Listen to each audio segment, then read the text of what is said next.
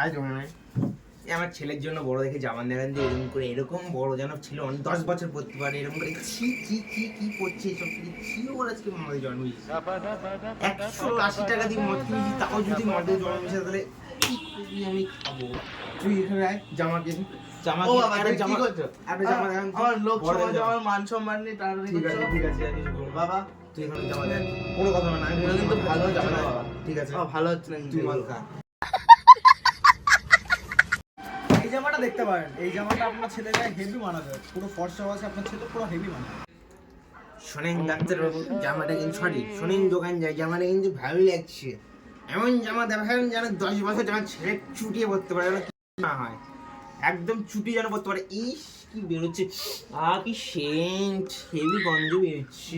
দাদা ক্ষমা করে দেবেন, আমার বাবা তো এরকম, একটু ক্ষমা করে দেবেন। তুই কি দাদা, কথা বলছিস? দাদা, এই তুমি জলটা এরকম কি করছো? জামাটা কিন, বাজার দোকানে এসে এরকম ঠিক করো? আছে বেশি কথা হবে না, জামাটা কিন, জামাটা কিন, তুই জামাটা আচ্ছা কিন। দাদা, কত দাম এই জামাটা?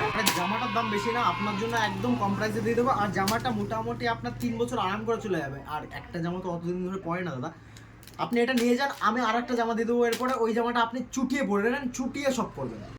সেটা বড় কথা নয়, আমি বলেছি মানে 10 বছর এটা পড়বে, মানে এরকমই জামা কিনে আমি 10 বছর পড়তে পারি, ঠিক আছে? এর উপরে কোনো কথা নয়, যত টাকা লাগবে আমি দিব। আরে দাদা এটাই নিয়ে যান, এটাই আমি প্যাক করে দিচ্ছি, যদি খারাপ বেরোয় তখন আমাকে বলবেন।